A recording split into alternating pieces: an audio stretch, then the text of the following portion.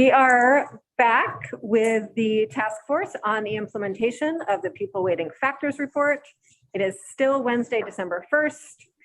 It is after lunch. We're going to have one final public comment participant, and then we are going to jump into a conversation about our draft report outline. So welcome back, everyone, and thank you for joining us, Ms. Adams. The floor is yours for 3 minutes. Let's see, co-chairs Senator Hardy and Representative Kornheiser and members of the Pupil Weighting Task Force. I'm a board member of the Wyndham Southeast School District. I'm one of 2 Putney representatives on the Putney-Brattleboro, Guilford, and Deverston Forest Merger Board, and formerly an early childhood educator for decades. While I appreciate your time and attention and have no doubts you're all trying to do the right thing, I am beyond frustrated and disappointed by the direction you seem to have wandered. You did exactly what we all feared you would do, which is to attempt to restudy a study and bite off so much that we are now at the second to last meeting and have had no real time to understand or respond to your proposal. Dr. Colby warned members of the House Ways and Means Committee earlier this year that they ran the risk under S13 of going a mile wide and an inch deep. This appears to be what has happened. So now we are being asked to accept a system that assigns a dollar amount to students while still stripping ELL students out of the formula without any real basis for comparison. Excuse me. Meanwhile, a brilliant piece of research by UVM and Rutgers Languages. This is an absolute shame.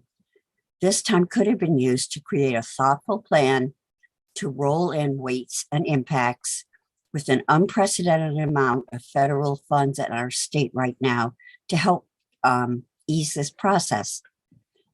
Now we were left with one meeting, a proposal that is puzzling to everyone I've spoken to. And do we even know how it will be funded? And very little else that is comforting to districts that have been harmed by 20 years of inequity. I would like to remind you that one of the named stakeholders in this process, the Vermont School Boards Association, recently approved a resolution that supports the Colby study. And but it's not too late to correct course. Please make this right. History will show very clearly that equity was the right side to be on.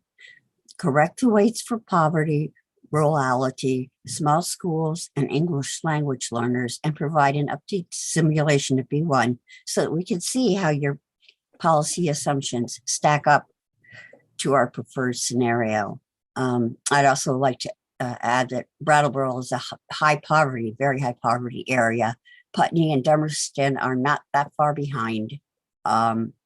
And it is extremely frustrating. We have so many needy students that without all the funds from the COVID acts, we would be hard pressed to even begin to try to meet their needs. So please reconsider. Thank you. Thank you, Ms. Adams. If you could say your name for the record before you leave, I'd appreciate it. Liz Adams. Thank you very much for joining us. Take care. Thank you.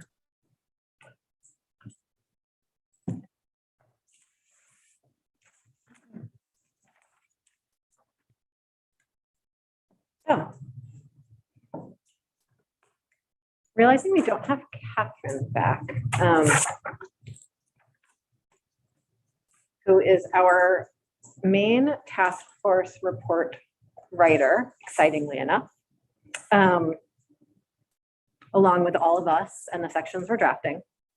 So what we would like to do this afternoon is talk through the table of contents, the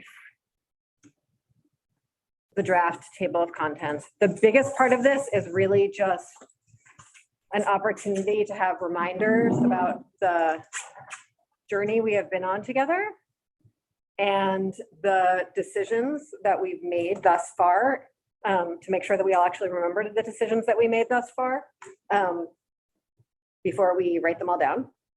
And the second thing is to make sure we didn't miss anything from the draft table of contents, to make sure that we have all of the content that we need here. And then to get really sort of clear on our framing. So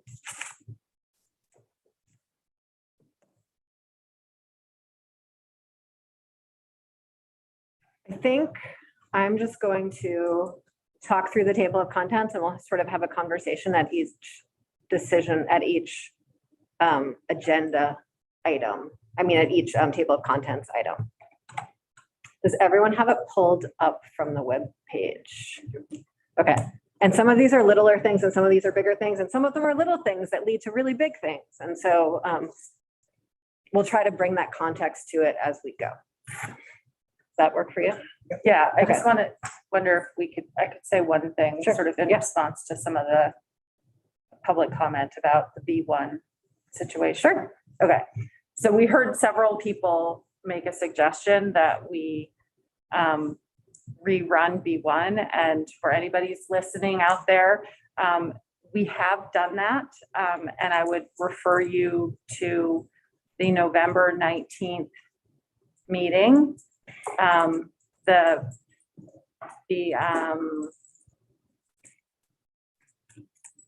Paris, is it the weighting detail with and without?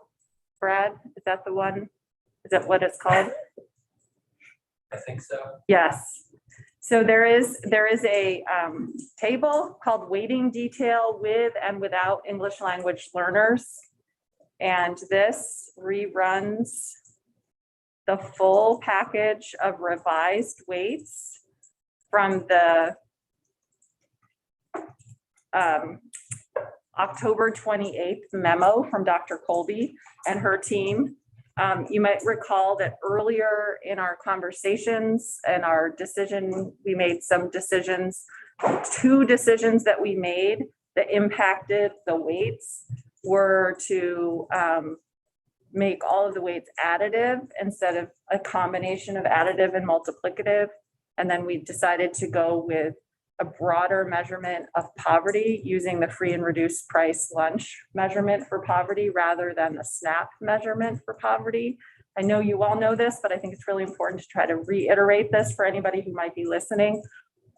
That decision to change the measurement of poverty is actually based off recommendations in the report and based off the fact that using the school level weights, which are the weights that we have ultimately decided to use in our modeling, the school level weights work better with free and reduced lunch data than SNAP data.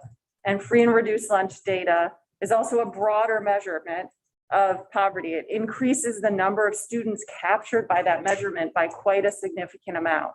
So it's more accurate way to measure poverty, especially in schools.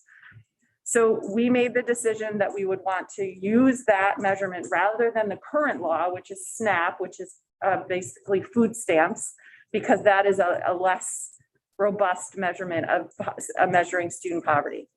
We also decided to go to additive, making it more consistent across all the weights for all of our schools, making it easier for people to understand our formula. And also because it lessens the distortion impact, because when you add something versus multiplying something, it's a simpler, it doesn't have the distortion effect of the weights for the higher spending versus lower spending districts. So those were the 2 decisions that we made that mathematically changes what the weights are. We got a memo from Dr. Colby. Chair Kornheiser and I wrote to her and asked her what would happen with the weights if we made these 2 decisions. She sent us a memo that are based on the research of her team on October 28th with a new set of weights. The full set of weights can be found on page 3 of that memo, model 4, that column, weights derived from models using school level data. Model 4 has all of the weights.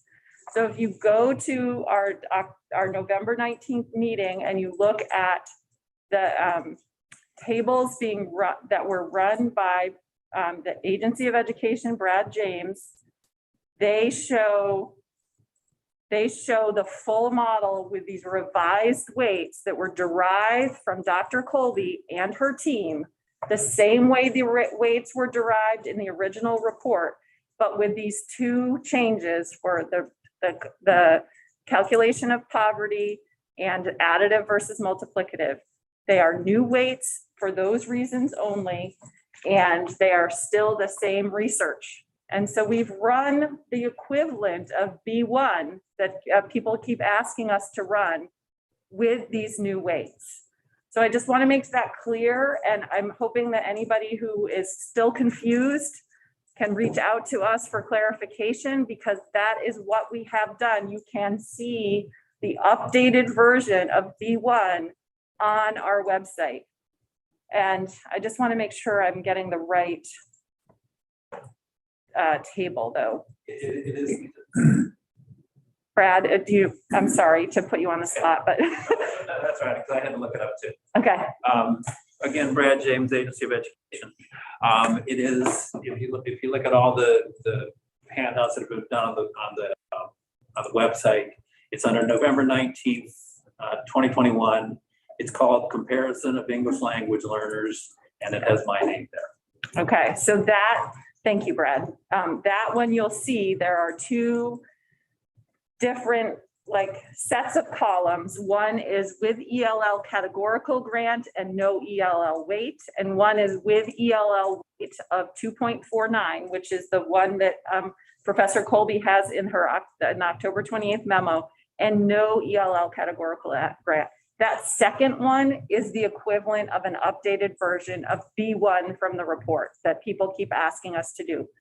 That is there on November 19th, the comparison of ELL categorical grant to ELL weight, the second set of columns. Columns I through M. I through M. Okay, so I know hopefully you're listening and you can watch the tape of me explaining this again, but I just want to be clear that we have done that. That is what we've heard from a bunch of people asking us to do. You can see the numbers right there if you're interested in the comparison. All right, thank you. Yeah, I just want to add one point of clarification. So the decision to change from the previous definition of poverty to the new definition of poverty, it's 3 changes built into it. And we're going to talk about this more when we get to this piece of the agenda table of contents. But so there was moving from folks enrolled in SNAP to folks eligible for free and reduced lunch was one of those changes. The other one, which is a broader, like you said, a broader definition, there was also moving previously anyone counted as an English language learner was also considered living in poverty automatically, which both doesn't make any sense and feels like really profoundly discriminatory and strange. And then it was the additive multiplicative. So those are it was 3 decisions built in, but the poverty definition change had 2 changes built into it that were both recommended in Professor Colby's report to be making those changes. So thank you for that. And we'll talk about that when we get to the table of contents. Thank you, Brad. Yeah, thank you, Brad. So back to the table of contents. If folks can bring that up.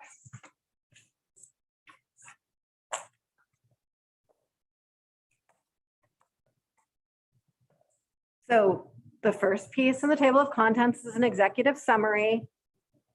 I'm bringing this up to just highlight the fact that I've heard from a lot of you, and I also personally very much agree that we know that it is challenging for our colleagues to read an entire report a lot of the time, and that we want to make sure this report is as readable and accessible to everyone as possible. And so the executive summary becomes incredibly important because we really want to make sure that it is an actionable executive summary. So I just want to repeat that intent that I've heard from a few of you. Is there anything else that needs to be said about the executive summary? Okay.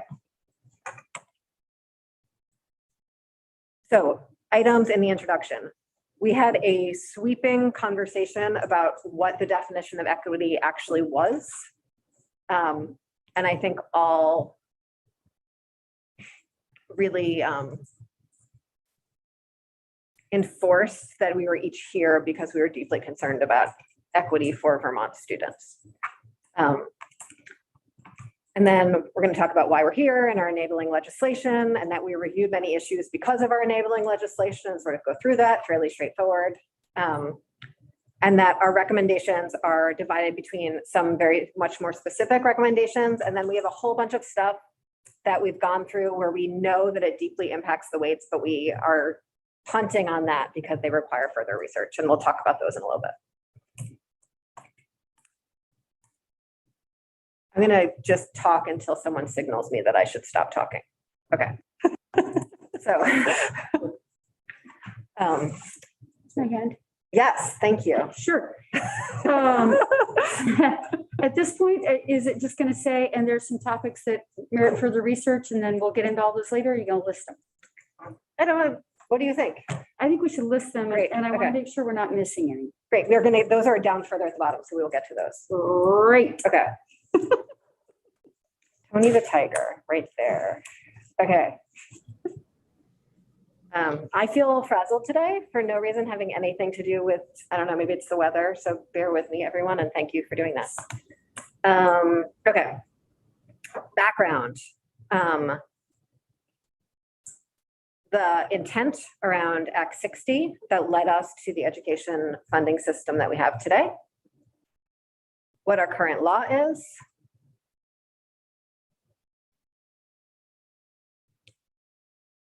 We have a number of solid graphs that we looked at earlier in our process, talking about how basically how the particular education funding formula that we have in current law impacts per pupil spending. Sir. Is that going to try to explain the current formula, education funding formula? It will indeed. Ideally in a graphic and a less verbal form. And I think We do. that we did some work on that for Senator Brock at Senator Brock's request early in this process. Saoirse kindly pulled together all of our documents into something that was easier to line up with our table of contents.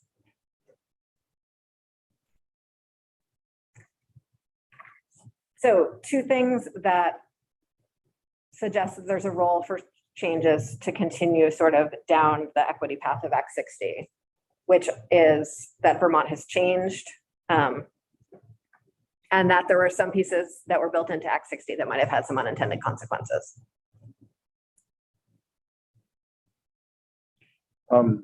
Yes. Maybe something to add in there is the delta between the lowest spending district and the highest spending district is an unintended consequence. Mhm.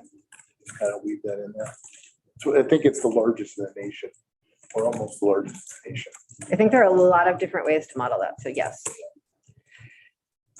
Before or not currently? Current, yeah.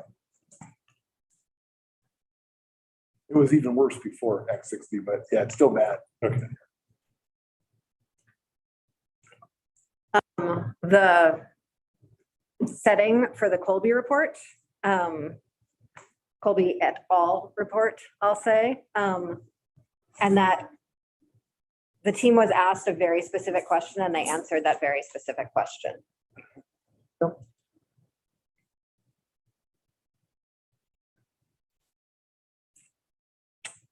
And then our findings. This is going to be the fun part of our conversation here, team.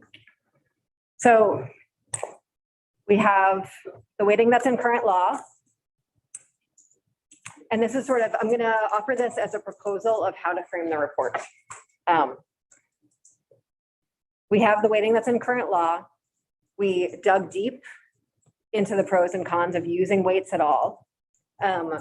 We discovered that there are some unintended consequences with the weights that sort of act against equity in certain cases. But we also did the work to come up with the best possible weights to use if we were to use weights. because of some of those policy decisions we made. And so that these would be those weights. And then,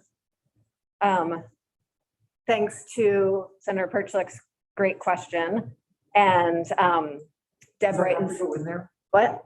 Yeah, no, that's definitely gonna go in there. That's definitely gonna go in there. And Deb Brighton's deep thinking on this, we came up with another way of doing this that doesn't have those unintended consequences, the cost equity formula.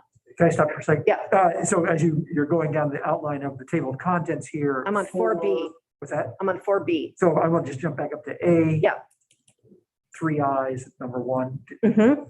I assume there's going to be a number 2 and a number 3 in there as well. I'm just Yes. wondering about the other parts. Yes. Mainly the how we define poverty.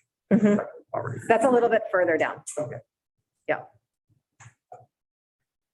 But Yes. Yeah. I just want to say, if this organization doesn't make sense to you, then let us know too, because that's important. If you're like going, oh, but what about this other thing? This should be here. That's really important to know. Well, as, if we're sticking with Wade's task force recommendations, well, that was one of them that would Yeah. fit under there, but if it's being addressed below, that's okay too, I guess.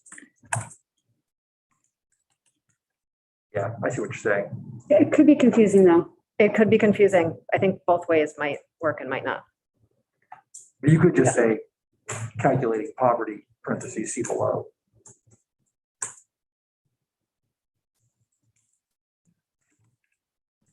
Emily? I'm in. Senator Hooker. Yes. Thank you. I think we might need a definition section. I mean, whether it's poverty and equity and maybe some other terms that we'll come across, but maybe we should have a definitions section. Thank you. And actually, Abby is working on that glossary, and she reminded me that she was working on that glossary yesterday. So that is going to be wonderful. And I added that to the appendix. Thank you. I'm taking notes in the Word version of the PDF so that Not I on have them. not on the document. So No, okay. Because that's good. got it. Yeah, I got it. Okay. Yes. Just overall, this is going to apply in 3 different places. But since we already went through D Colby report, focus was on weights. I know we don't want to reinvent the wheel and, include all of, include the whole executive summary of Tammy's report. But I do think one thing that will be really important, because it keeps coming up in all of our various conversations, is how numbers were derived. So how Dr. Colby derived the weights, like a 101, I think that's super important. This is the math that results, these are the cost factors, this is the process that results in the weights. Thank you. And then I think we need to also explain that for the cost equity formula, which I assume we will. This is how those numbers were derived, and same for ELL when we get there. So how derived? Thank you.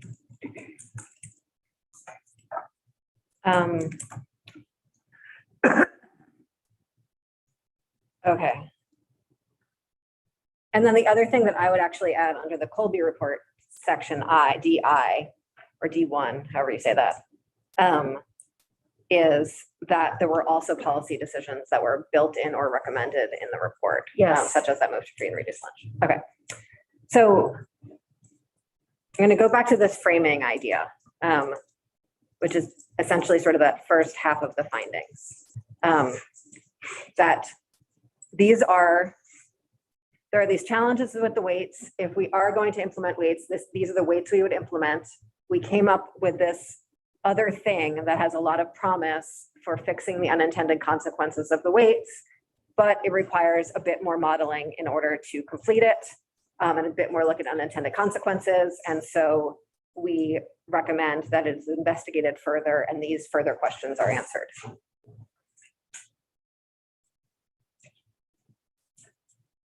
You might want to mention some of the other advantages as we see them of cost equity, and that would be mainly getting away from equalized pupils and contributing to a more understandable education finance system. Yeah, I think It's okay. I can't just, yeah. I know. let's- Do you want let's me try- to do that? first? No, because I don't know. Let's just try free flowing and see what. Okay. I agree that we should do the pros, I think we should do the pros and cons of both Mhm. and say, these are some of the things that are beneficial about sort of sticking with the system we've got versus trying to make a more radical change. It sort of goes to Senator Brock's question of if we were redoing it, what would we do? And so we're taking the opportunity to say, hey, this might be a better idea, but there are still some potential unintended consequences of going to this new thing. And I don't feel like we have answered enough questions to make that our sole recommendation at this point. Okay. Do folks?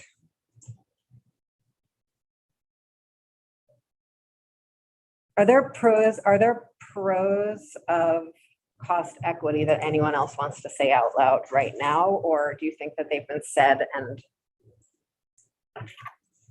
they're in the, Gets rid of the equalization ratio. Uh-huh. Increases rate equity. It eliminates the inequity of districts receiving different support based on different spending levels. Those would be the three that would be at the top of my list, I think. Okay. And understandability, I think it's just very understandable. yeah. Great. I think simplifying the system was in the charge of the task force. Right? Mhm. It was, yeah. I think a con of it actually is the same as one of those pros, which is the single amount for each district. I think that that can be a pro in that it gets rid of the high spending versus low spending, but it also doesn't take into account that there are reasons why some districts are higher spending versus lower spending that are not about lavish, quote unquote, spending. They're about the sort of characteristics of the district. And those are not necessarily taken care of in the cost equity or the weights. And I've used this example before, but the district Addison Northwest is a really good example. They are a very small district. They have cut everything they possibly can, and they're still a high spending district just because of their size of their full district. And they are a full K-8 or K-12 non-tuitioning district, and they still are high spending because of that. And they don't receive any rural or small school. No, they don't. So they're sort of stuck in this really hard place between both models. And so I think that the flat amount causes problems for some districts, and we haven't fully explored that. And that's one of the reasons why I feel like it's not a fully baked cake yet. The other thing, and now I've totally lost what the other thing is. Is that we're not sure about the amounts. We are going to be getting some recommended amounts from Professor Colby, but I'm still not sure about them. And it doesn't take into consideration things like economies of scale and marginal costs. It's just a flat rate for every student. And as you all know what marginal costs and economies of scale are. It doesn't take into account those things. And so I think that's another issue with that model that has not been fully explored or modeled out. And I think we should name those too. And so to repeat part of what Senator Hardy just said, so there are three different, I don't know if this is actually the time, there are three different ways of sort of calculating the cost equity numbers. And Deb explained two of them to us, and they were basically by working backwards from the weights. And she tried it two different ways, working backwards from the weights. The third way is to get the cost equivalency directly from the researchers, which is not as dynamic a system, but we are waiting on a memo from Professor Colby that has those cost equivalencies. That will require an inflator being built in, which the way that Deb worked backwards from the weights would not require a inflator built in, because it would be built in automatically every year by working backwards every year. But that's also more confusing. And so there's pros and cons. So all of that will be sort of laid out here. Okay, so the recommendations that follow from there is that more work needs to be done in both of these ways. And that work includes just the fact that we have not modeled either thing on the income yield at all. We haven't looked at that, and we haven't looked at, there's some stuff that just needs to be said, like CLA and its impact on tax rates is not part of this. It's not something that we can model necessarily, but it's worth naming that these tax rates are not the same as the tax rates that districts would receive, things like that. And then C2 is that regular updates of whichever model should happen regularly. And we just talked about that this morning. So that's fresh in everyone's mind.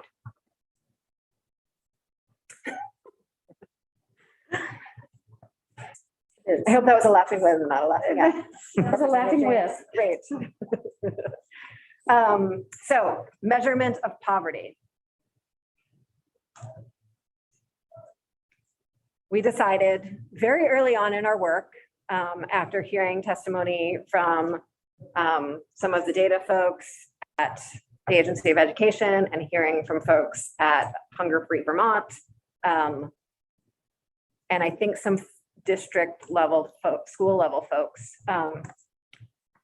that using SNAP as a measure of poverty is a gross undervaluing of the number of people living in poverty in a district, and that free and reduced lunch is a much better measure, especially when districts collect it, and has a much better geographic distribution than food stamp enrollment does.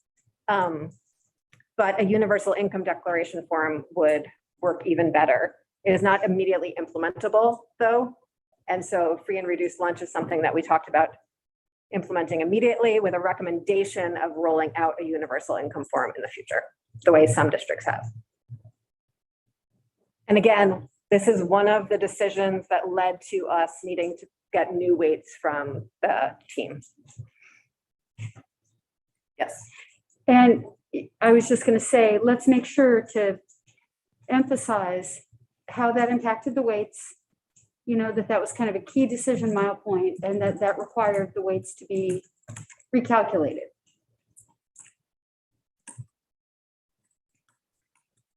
I want to make sure we underscore those key decision points every time and how they link back to the fact that, you know, sort of bringing up the B1 scenario that, you know, B1 as published in this report, if you understand our reasoning if you understand and agree with, which I think most people will, for some of the decisions that went into how we count poverty, then it underscores why B1 as printed in Dr. Colby's report is outdated, because we've made these key decision points that I think have broad acceptance that change things. Mm-hmm. So I really can't emphasize that enough. It is now C, so thank you. Yeah, we'll just repeat it and Right, and that it was, and highlight it. and we could say again that it was in Colby's report, Mhm. to look at those.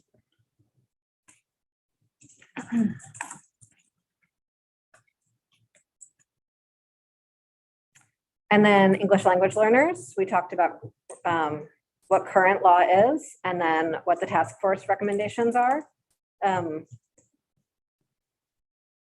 which is a categorical grant that has a base amount that's large enough for a district to have capacity regardless of the not the size of the school, but the number of English language learners in it. The actual numbers associated with that, I think, might be mixed up a little bit when we get the cost equivalencies from Professor Colby's team sometime soon. And likely we won't get that memo in time to fully incorporate and analyze it into the report. And so it's going to need to be sort of referenced and then an appendix or something. Yeah. So you're thinking that this 6B recommendation would just be that it be done, but not have a dollar number, just that has two components. I think it would explain our journey and how we got to the numbers that we got to, and that there's this other number that's also floating there. Yeah, the one problem with this sort of conundrum we're in is that this amount that we use and the amount of the overall grant impacts the larger data analysis that Brad does. And so we're going to have to be super clear if we don't go with the 5 and 25, that things are going to change. You know what I mean? So if we say, oh, well, if the real numbers are 10 and 30, then that's going to have an impact on the overall, it's going to have an impact on the yield and the overall running of the numbers by district.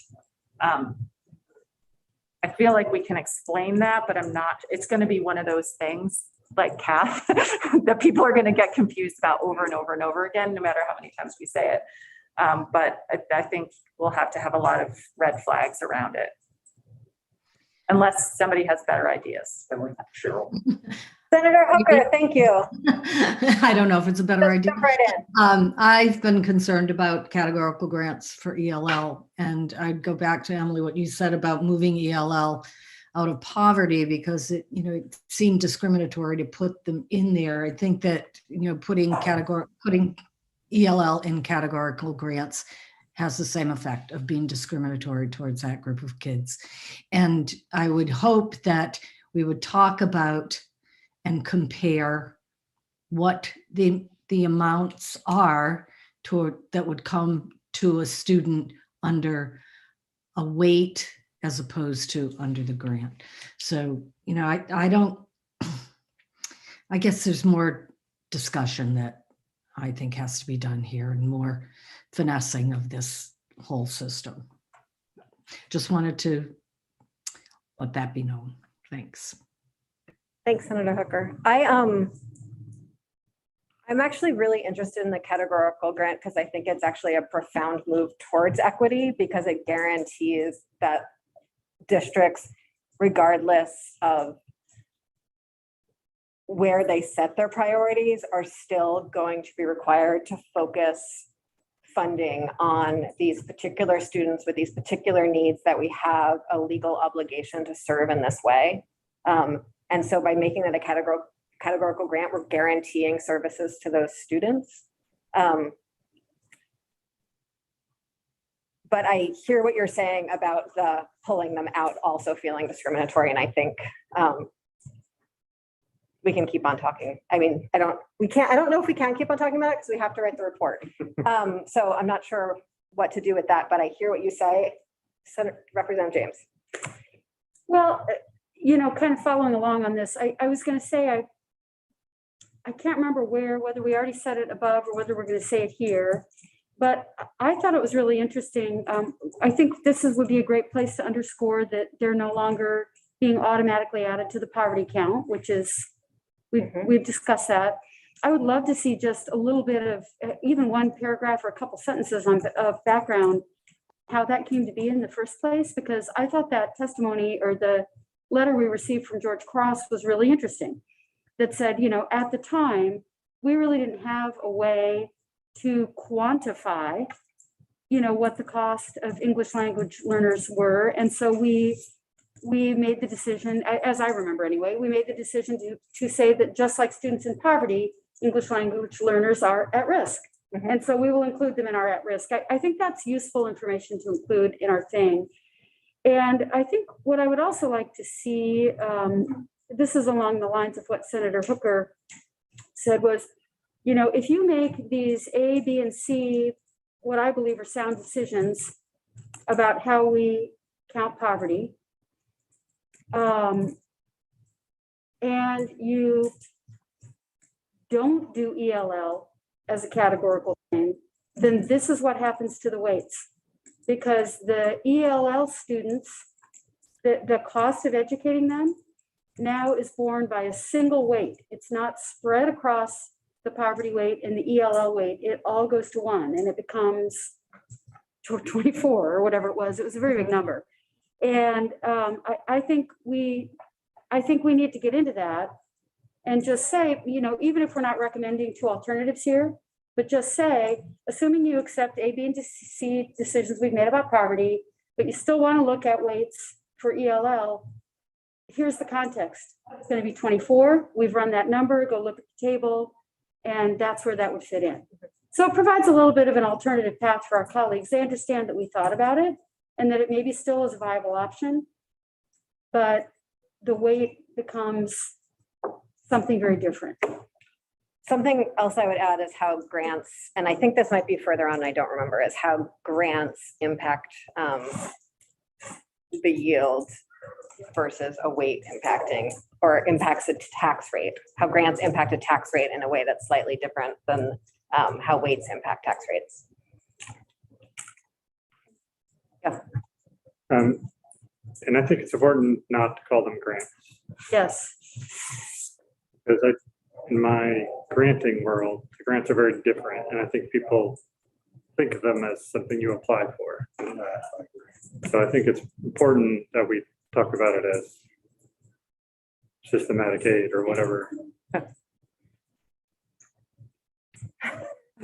Representative Conlon. Well, I just, since it seems to be somewhat of a point of conflict, I just wanted to say, in addition to agreeing with what you said, Emily, about the fact that if you have 2 ELL students in your small school, you're not getting much benefit from a weight, but you still have those costs because those services have to be provided.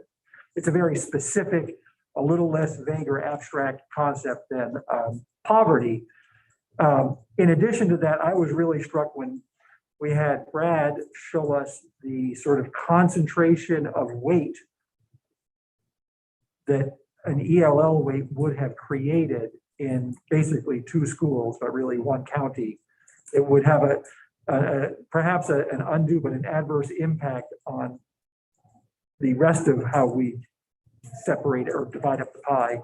To me, led an even stronger argument for keeping this as a categorical aid. And I've also personally had trouble understanding why it's discriminatory to guarantee funding for a very specific service that clearly has to be provided. On that, because I get comments, people say, well, it's discriminatory because it's not equal. But looking back at our definition of equity, we talked about, we're not trying to treat everybody equally, it's equity. And so just as that graph that we've all seen, not everybody gets treated the same.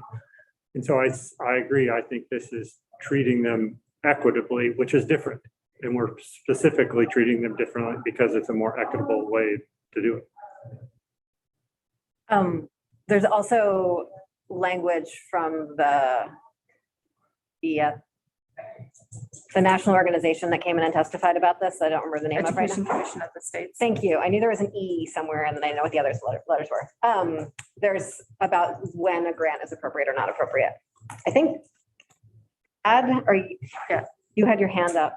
Well, it was, yes, again, Brad James.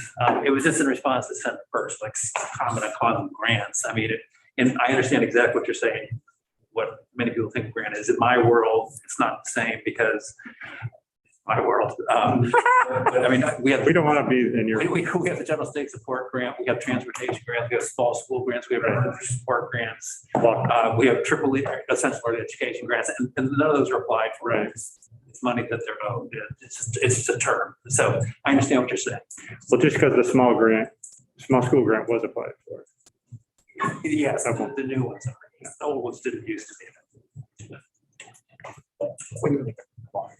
I just want to add to the whole conversation that it's really important to remember that the weights just give school districts tax capacity. And then they decide how to use that tax capacity, whether to spend it on students or to spend it on a tax increase or decrease. And a categorical aid is a required spending. They have to spend it on the thing that we're saying we want them to spend it on. So in that sense, it's doing exactly what Senator Perchlik is talking about. It's saying, we know that we need resources to fund ELL, and we are providing those resources and expecting school districts to use it for that purpose, not for a different purpose. So that there's sufficient funding in all types of school districts for ELL. And whether the 5 and 25 is the right number, we don't know yet, but that was a good, that was our best guess based on looking at, national data. And so that's sort of subject to change, but I think it provides greater equity, and I'm equally confused, Representative Collins. One other piece that I think we've gotten a little messy with our language as we've moved between the cost equity formula and using weights, to the point where the idea that there is an immediate equivalency and an ability to compare between what a district would gain under weights and what a district would get in a grant amount, because it is tax capacity, it's not dollars. And so districts don't necessarily gain anything other than an opportunity if they choose to take it. That is not necessarily exactly tied to a dollar amount, but because we have to compare something to something, we've sort of started using that as shorthand a lot, even though we were quite disciplined about it, I think, the first 5 meetings or so, and we've sort of slowly started talking about it as if it's actual money. I'm going to move to special education. So we did all of this in the midst of the non-implementation of Act 173. One of the pieces of Act 173 that was implemented was this report, which we've spent a lot of quality time with. But sort of in the midst of all the work that we've been doing, Act 173, which totally rewrites how special education funding happens, has been sort of held in a transition zone that will significantly impact schools' funding and budgets, and we're very aware of that.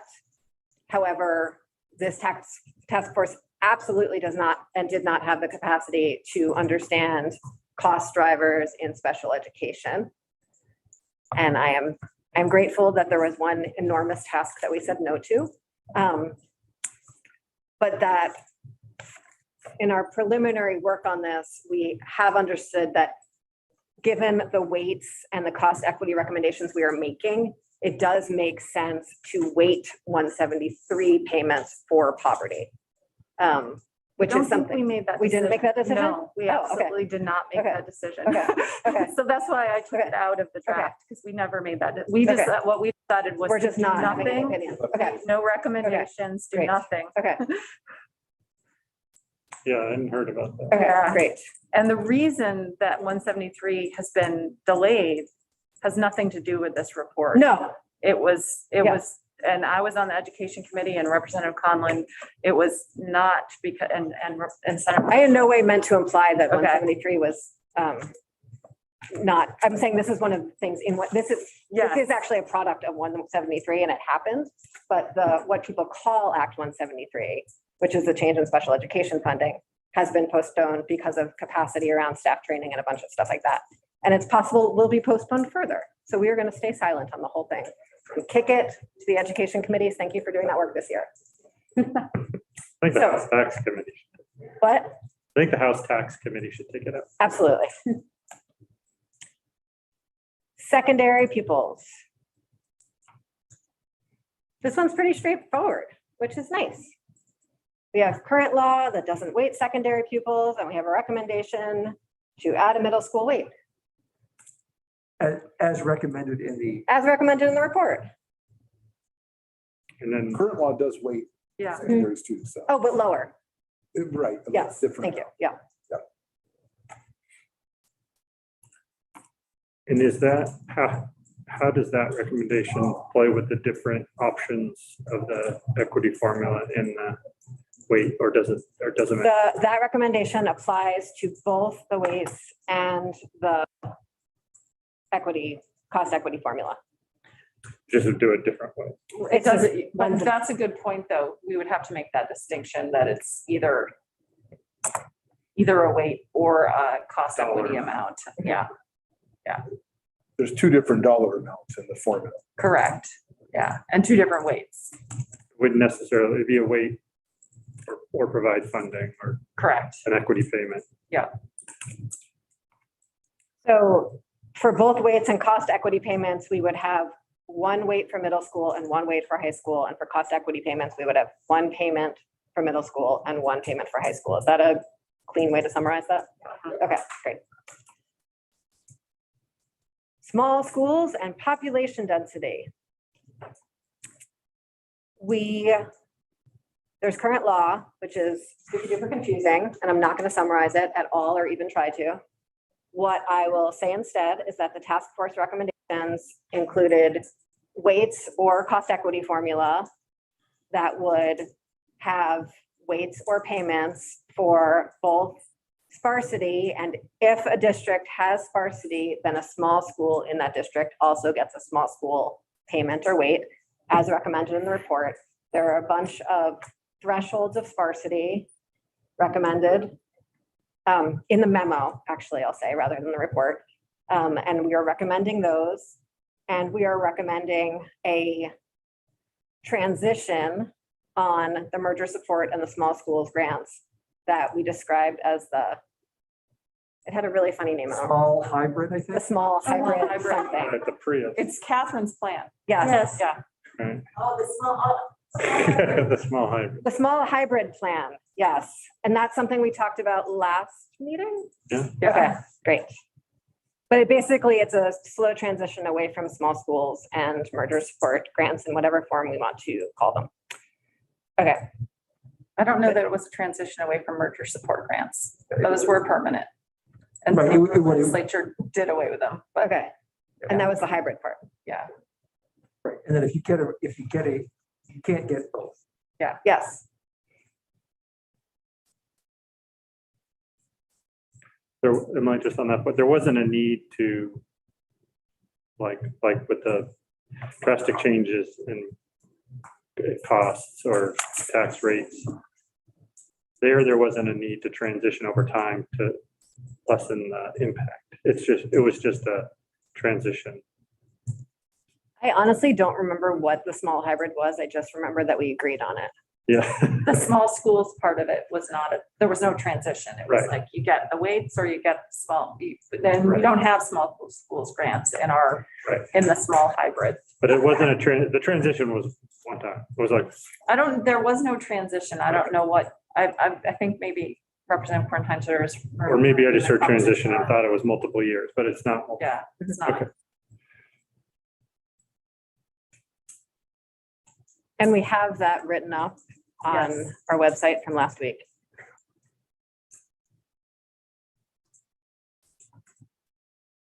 Strengthening and enforcing education quality standards.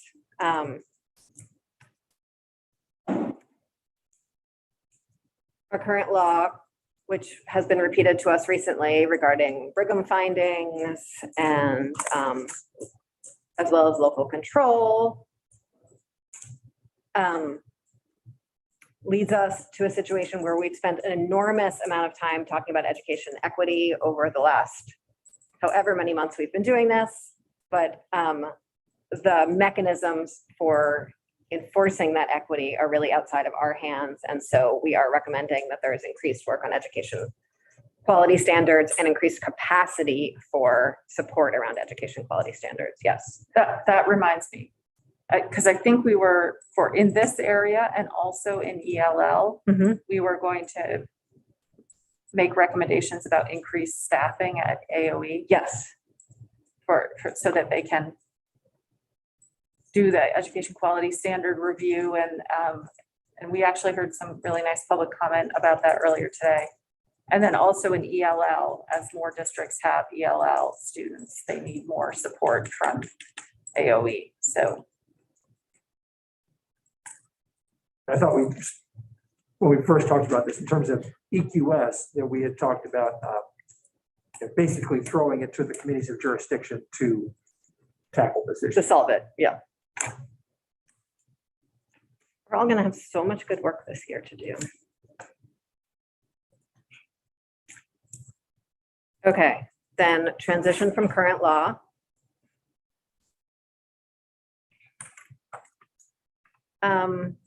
We just talked about this. We're going to talk about it a little bit more after this. I'm not going to go very deep into this, but the rate changes, I'll sort of leave sitting there. We talked about how we're interested in pursuing modeling and really playing out what education income tax would look like as part of a transition plan for this.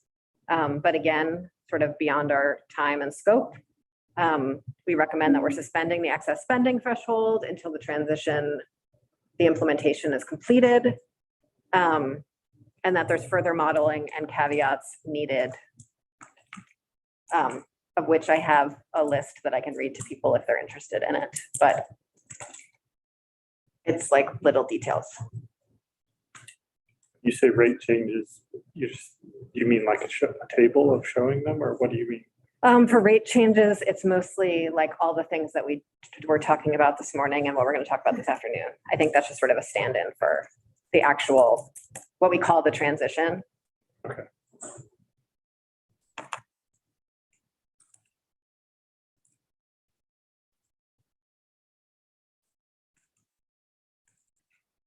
What do you mean by the income sensitivity timing? I wrote that there?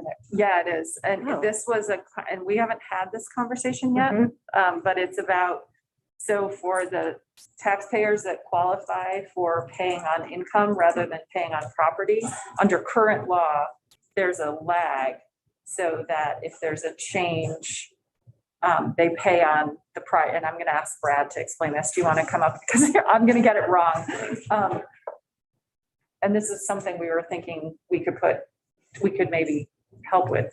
So go ahead. Yeah, the way the tax credits work now is they lag a year. So if your good example is this year, property values have gone up. Therefore, even if your tax rate stays the same, your property taxes have gone up. And so you are eligible for a greater tax credit, except you don't see it till the following year. So you don't get the benefits that current year. It's a mismatch of years is what it is. And that was done a number of years ago to stop people kind of gaming their incomes. Can you explain how that would work in Burlington if we implemented it? In Burlington right now, okay, so in Burlington, people's tax credits are based on, okay. So in Burlington, let me start over again. In Burlington, the increase in prices, increase of values of homesteads that the people are going to pay their taxes on is going to hit next year. Okay, and so that's what we're talking about. It's going to hit next year, or maybe we're in this year. In this Is it this year? Okay, yeah, that's right. I'm too many years here. Okay, so it's going to hit this year. So they're going to have higher tax bills because their property value has gone up, but their tax credit that reduces that tax bill is based on the prior year's income, household value, school tax rate, things like that, spending like that type of spending. So there's a year's lag. So that first year, which would be this year, they're going to have instead of having a bill like this and their tax credit here, they're going to have a bill like this. It's still a low tax credit. The following year will catch up. But they still have to pay their bill They this still year. have to pay their bill this year, and that's the hardship. And they're already the low income that we're trying to. This actually applies to people up through, I mean, the way the formula really works is up through $90,000, then it kind of tails off. But the lower down you go, the more the impact is. And either you, Senator Hardy, or you, Brad, or both think that we can do something to make that lag go away. We can do it in 1 year. I think so. I think you could use the last year's. I'm not a tax expert, but I think you'd use last year's income to calculate it. So it's all kind of more or less in the same year with the same. So you get it at the same. That's what you're. Yeah, so we're trying to figure out a way to make it all in the same year. And so we don't have this situation, because not only did the pandemic drive up prices or values, but there was also a reappraisal that drove up values significantly, and people are getting hit pretty hard. And that was not because of anything we did, but it's because of this lag that's in the system.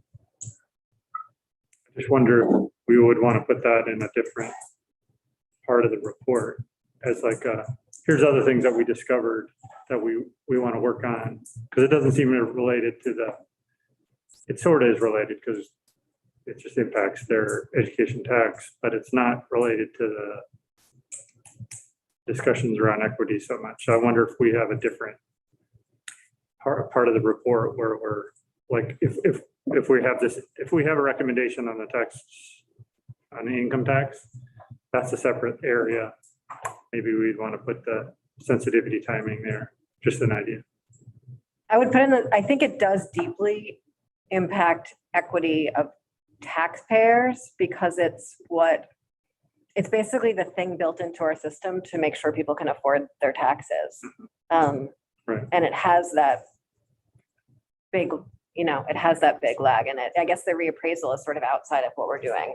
But yeah, I think wherever we put education income tax, they could go near each other. In the next section, we could put it. It's the income tax for education spending is in here twice, I think, because you added it and I added it. Oh, okay. I think I'm looking at a slightly different version. than I Maybe should you be. are. Okay.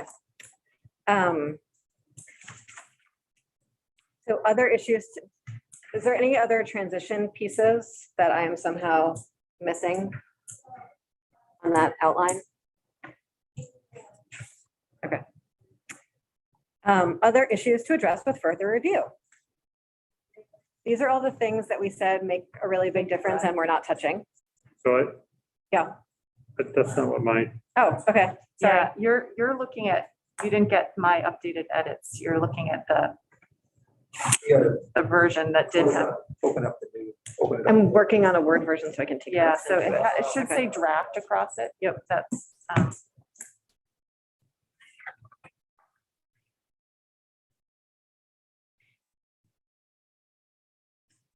12 is income tax for education funding, true. Yes. And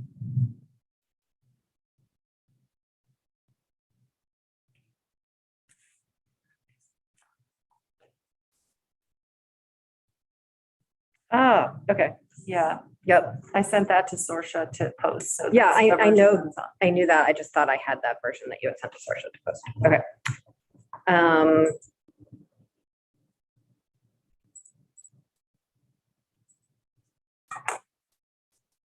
And then program review, we could call that outcomes evaluations. And we have that right in front of us. Senator Brock, do you want- Senator Brock, do we want to talk about that right now? I can. Since we're at I don't that know if agenda it's point? Distributed to the committee as a whole at this point. Oh, Have enough copies? I think I do. Sorsha, do you have this I electronically? can send her, haven't sent it. to Oh, Sorsha you sent it to electronically Sorsha? yet, since It's still a draft. But I can do that. I think we need 3 down at this end, yeah. That should be I have- plenty.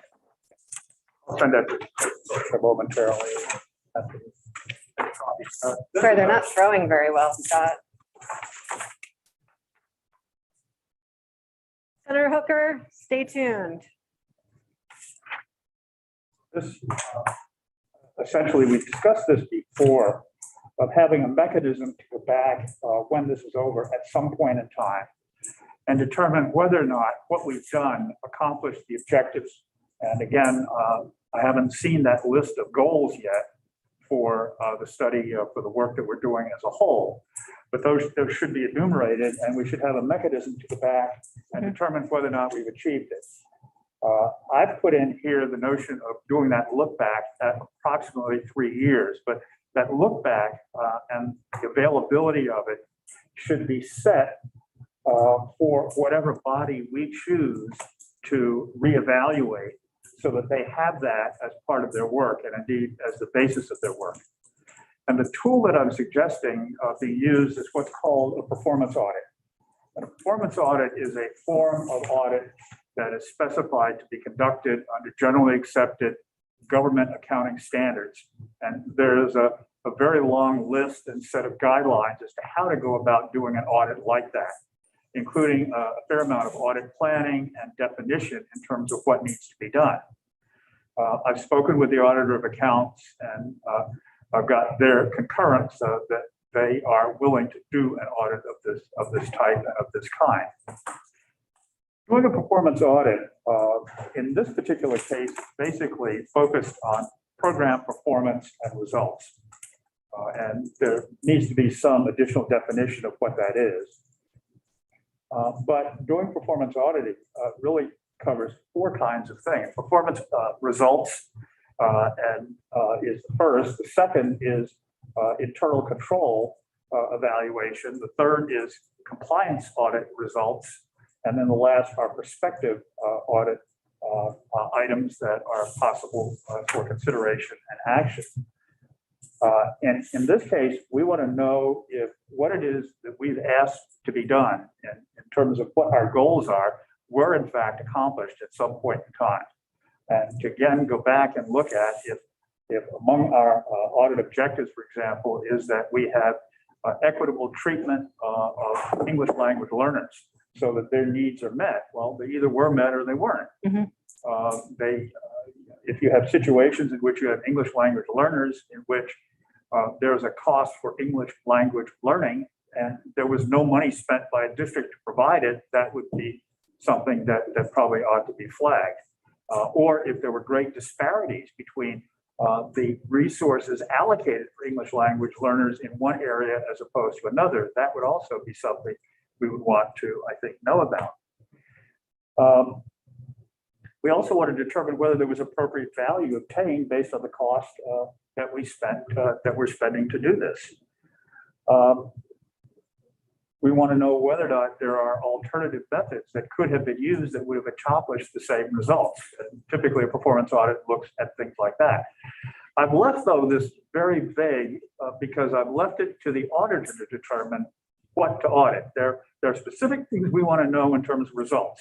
So at a high level, I would specify that here, but I would leave sufficient flexibility so that 3 years from now, the auditor can determine in developing the audit plan, which is also something that has to be done beforehand. So there's sufficient flexibility for the auditor to determine what needs to be done at that point in time. As I mentioned, we have internal control issues that are also audited, and those are whether or not, again, we're achieving our objectives and we are, in this case, dealing with equity and equal opportunity where was that in fact accomplished. Compliance audit results might deal with whether or not what we're doing is in accordance with existing laws, regulations, contracts, grants, and so on. And then prospective analysis would take a look at audit analysis, would take a look at what kinds of trends are evolving and whether or not this law as it exists is likely to be able to meet those prospective audit needs. So that's kind of it in a nutshell. And again, the issue in this case, I took this 3 years out. We can perhaps talk about whether or not that's the appropriate time frame, given what the back end review and so on will be. And that if a goal has not been met, one of the things that we certainly want to know are the reasons for the failure and recommendations of how to achieve that goal. And lastly, the fiscal impact of the act, including the cost of implementing the goals. Thank you. I think 3 years is profoundly ambitious, so I appreciate the ambition. Because I don't think we'll even be close to fully implemented by 3 years. So I think I would push that out a little bit. I think the questions are exactly the questions we've been talking about. Because I appreciate that you're differentiating between what sort of that we might not be meeting our goals because our goals aren't right or our strategy isn't right or it's not being implemented according to those goals or strategy. And I really appreciate that differentiation a lot. I think given our morning conversation about creating this commission committee standing structure, I think it might make sense to have them be in control of this rather than automatically turning it over to the auditor. I wonder about your thoughts on that. And that they can then contract with the auditor or someone else. My thoughts are the auditor because of the issue of independence. When you go back and look at any government program, it's highly desirable to have someone who is independent from the program itself, from the design or the results, the person who actually goes and does the review. And that's why you have an independent auditor in state government for that very purpose. The idea is to eliminate both prejudice and to eliminate ownership of the problem. You can't audit what you own. Yes. Yeah. I really appreciate this proposal. I am concerned a little bit. I agree with you with the auditor for being able to audit the financial part of it, but I'm concerned about the auditor's expertise in our audit office's capacity to do an educational audit, which is a different thing. And being able to understand and review education performance data and really understand the fairly unique world of education. If it were strictly financial audit, and I know there's a difference between a performance audit and a financial audit, I get that, There but I'm just concerned because education is a unique kind of thing to audit. And we're talking about how many school districts we have, Brad? 15. 115, 116, something like that, school districts. And would it be at that level? Would they go into every single It may school or it may district? not. One of the things is that an awful lot of this is the auditing of data. And one of the first fundamental questions you ask is the data right in the first place? Right. And that's part of the internal controls audit. Is this all being done with a spreadsheet and are there mathematical errors in it? Are we getting the right information to audit to begin with? And this kind of audit is no different than many of the audits that auditors in Vermont and other state auditors' offices do every day. They audit everything from transportation to education to law enforcement to any subject that is a subject of government. And the key is the auditor has the ability to examine the documents relating to what needs to be done and then develop an audit plan and strategy to ensure that those things are properly audited. Now, in many cases, if you get to an area that is highly technical, the auditors do have the ability to bring in audit firms or audit resources that specialize in that area to supplement what they do, and that's done every day. So that's not at all uncommon. Okay. So I don't see that as a problem or an impediment. Now, as we talk about performance auditing, there's been a transition over the past probably 8-9 years in the state auditor's office, in which virtually what their staff does is performance auditing. The financial auditing has largely been outsourced to one of the major audit firms to do our annual audits and so on, and the office specializes in performance audits. So this is again something that's definitely within the wheelhouse of their ability to do. Okay. We have 27 minutes left. You have a comment, and then I'm going to make a comment, and then we're going to move on to a different section, I think, so we can. Yeah, I would just say that this is a very, first of all, I don't have a better idea. So I would put that right on the table. But because of our decentralized way of educating, and that every decision on how we address poverty is, or whatever the weight or category is different in every school district. I have the same concerns as Senator Hardy does in terms of how the auditor could measure these things on a statewide basis. Like I said, this is ambitious. I don't have a better idea, so I'm willing to flow along. In order to move us towards something, I'm wondering if we could make this a touch vaguer and say that this magical other committee that we're recommending would be tasked with figuring out the best party to be carrying this out, and the auditor is one such possibility. Because I also don't want to I don't want to task the auditor's office with something when we haven't had them sitting in this chair. Well, the other body, of course, doesn't exist. Yes. Won't exist Yeah. until after our work is done. Yeah. And I frankly would not be comfortable about outsourcing the review to something that doesn't exist. That makes sense. Yeah, Senator Pritchett. I think it should be in here. I think it's a good proposal. So I would like to have it in there, mention the auditor, and then committees of jurisdiction are going to have the auditor in, and it can change this, it can get much more specific working with the auditor. Yeah, I was gonna say that too. I think we should have it in here, maybe slightly bigger, but with the auditor for that reason. And also, I just want to, shout out to my colleague. I know this is really important to you. And I think it's really important to the success of this. And I think that we should have this in as one of our recommendations.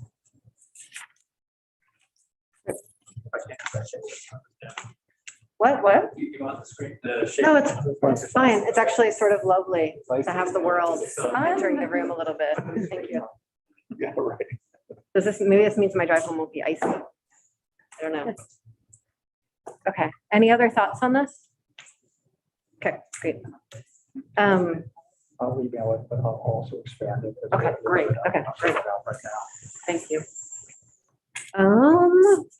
Next up, other issues to address with further review. Existing programs and situations that we know are deeply related to education finance that we did not name. Career and tech ed.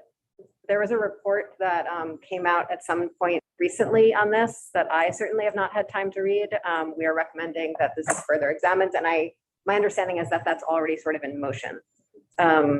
Students enrolled in early college, same thing. Tuitioning districts, also, that's something that came up over and over, and felt that the cost of tuitioning and the announced tuition, all of those things, and where tuition sits and all of that was also still quite up in the air.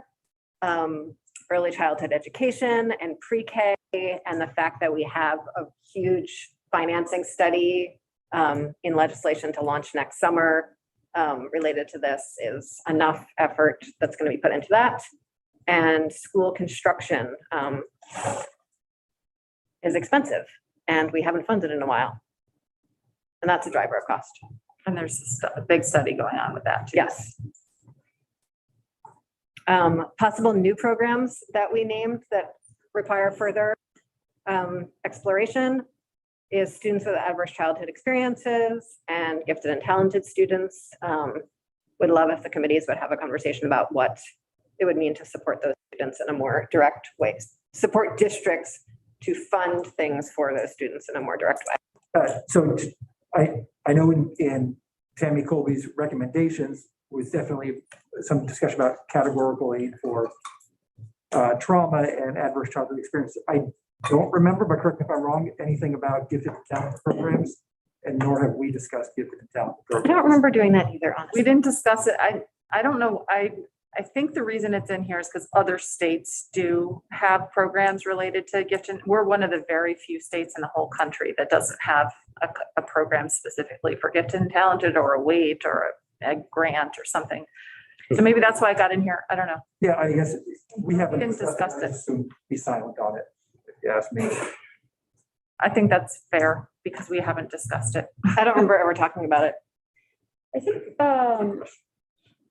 think it would be worth just mentioning because it was in the study as It was? something that Okay. we should look at. Yeah. or Okay. that other states Specifically, do. I think it was more like other states do it. Yeah, so I feel like we should at least include a bullet point on. How about the bullet point says we didn't talk about this, Yeah. but we recognize we didn't talk about it. And other Maybe someone states- else some wants other to talk states about do it. So if you want to talk about it. Yeah, I mean, we can reference that.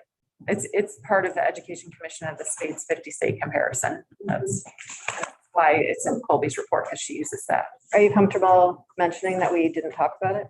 Well, I guess I don't mentioning something that we didn't talk about. Especially since this is going to be already super long. And Emily, what ACEs were you thinking that it's the same as trauma? Yes. Okay with me.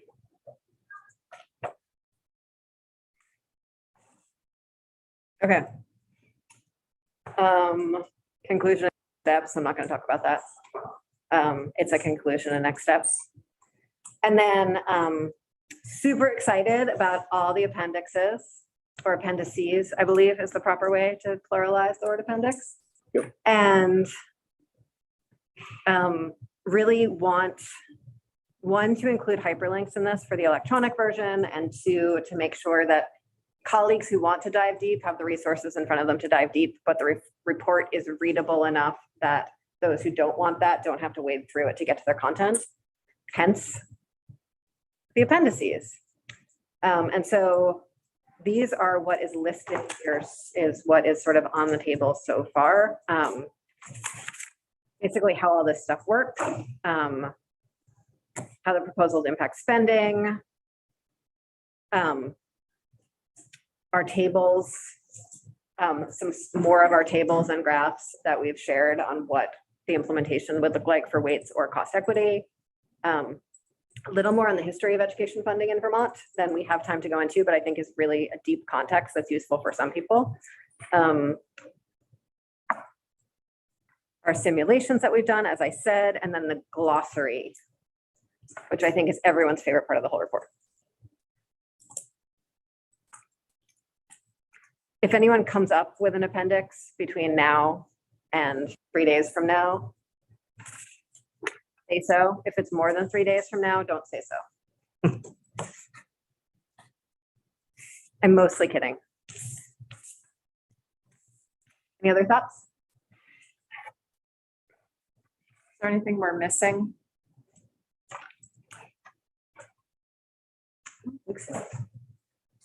The goal, and I know our goals are like a moving target here because of various complexities,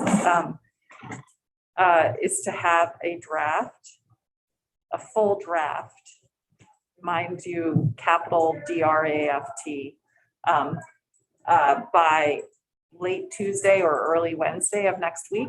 Yes, Catherine, ish. Yes. And that we would distribute it to the task force and staff who, and to the people who we're going to have into our final meeting.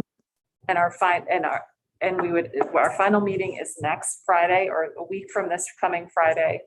I think most of us, if not all of us, really want that to be the final meeting so that we don't have to continue this after that. That we would go over that draft. We would have the people who were required by S13 or whatever the act, whatever it is, to come back in and testify with their final thoughts. The VSBA, that whole list, plus Professor Colby, somebody from the coalition, Secretary French, and all of us talking about it. And then we would approve a draft report with the assumption that if there are any changes that need to be made, those changes are named. Like change this table to this kind of thing, so that everybody understands what changes are going to happen, so that we don't have to come back and meet. Is there anyone wants to hear from, like hear comments on the draft report from next Friday that wouldn't already be on that list? And is it helpful for Sorsha to read us the list, or do people have a sense of it? Yeah. It's Sorsha, read us the list. Sorsha, can you read us the list? Yes, I deleted it from our agenda last time, didn't copy it, but it's Millmore from the Independent School Association, Jeff Francis, Superintendent's Association, Sue Siglowski, VSBA, Jeff Fannin, Vermont NEA, I missed Principals. Dan French from the Secretary of Education. The Principals Association? Oh, and the Principals Association. They're not named. I don't think they're named. They're not named. Yeah, we haven't had them in. We can have them if you want them. I think they did. Did they testify? Did that I don't guy? think so. Thanks, Sean. Just so used to them in education. They don't do finance. Yeah, no, Yeah. that's fine. And did you said Dr. Colby? Or- Yes. Colby? Yeah. Okay, thanks. She wasn't available this week, but she is on the agenda for next week. Okay. Secretary French. And Secretary Secretary French, French. and Vermont League of Cities and Towns. And then one person from the coalition. A representative from the coalition. Vermont Special Educators Association. Oh, They're not on the list. I don't think so. And because we're not doing anything with special ed, I don't know that they're necessary. You're explicitly saying that. Right.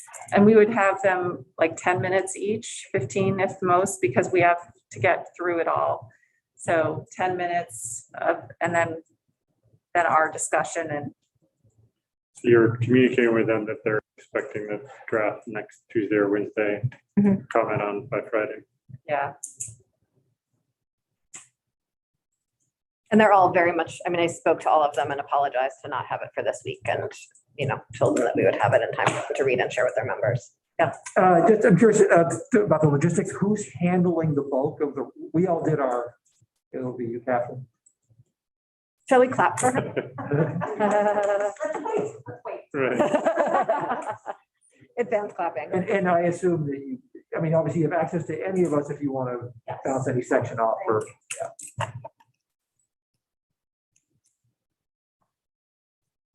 Okay. We have 15 more minutes. Nicole during lunch did those percentages that we talked about this morning. I don't know if anyone's brain is still able to think that way. The GFO website? Did you send them to Sorsha and are they posted?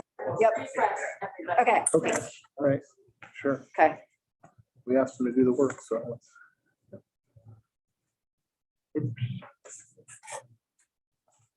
The 3 documents under the audit proposal that Senator Croft just sent. So at the top of the page.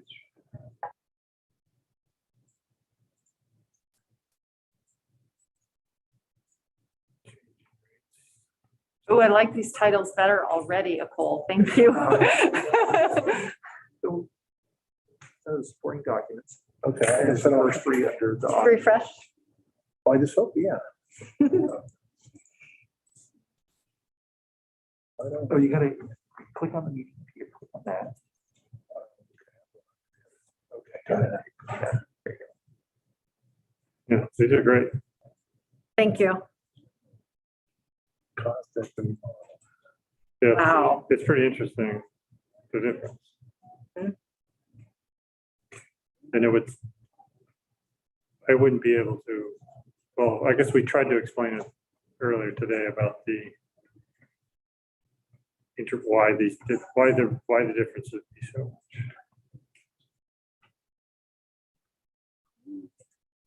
But this is also with the caveat that was the mistake that you found, Brad. Right, these will change. And again, largely it's for the small districts. Right. Thank goodness. Two of the big ones, were really good. What's that? Yeah. Some change none at all, and some change a lot. It's classic. It's Westford, it's flat. This isn't the rates. Those are your big ones. Yeah, right. Oh, but some of those big changes. Is everyone just talking to themselves or should I? Yeah. no, Okay, you're totally welcome to talk to yourself. I just want to make sure I'm not supposed to be. Nobody's listening. This mumble. Great, fine. Continue on.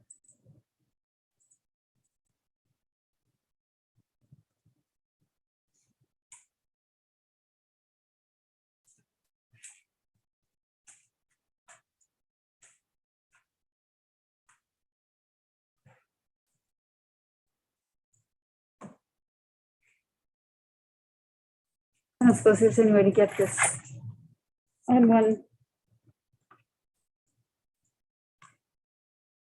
And one Have like two columns. side by side. Yeah, side by side. You can have that for the report. Okay. I'm flipping back and forth. Yeah. Yes. Same. Well, for your district, you could do it. It wouldn't be hard for those towns. We can do that for the report. That makes sense to have them all next to each other for that. Oh, Big numbers in here. Uh-huh.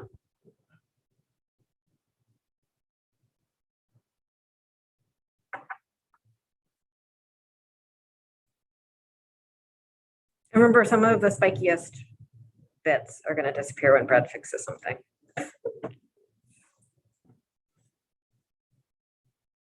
Okay, I think since we're all just staring at a screen now and we're not talking to each other or to any witnesses anymore, I'm going to say thank you so much for coming to this meeting.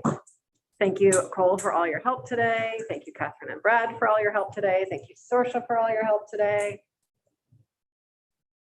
Pay attention to your email. Things are going to get corrected and resent. And if you owe any text to anyone, thank you for the work you're doing on it and the speed with which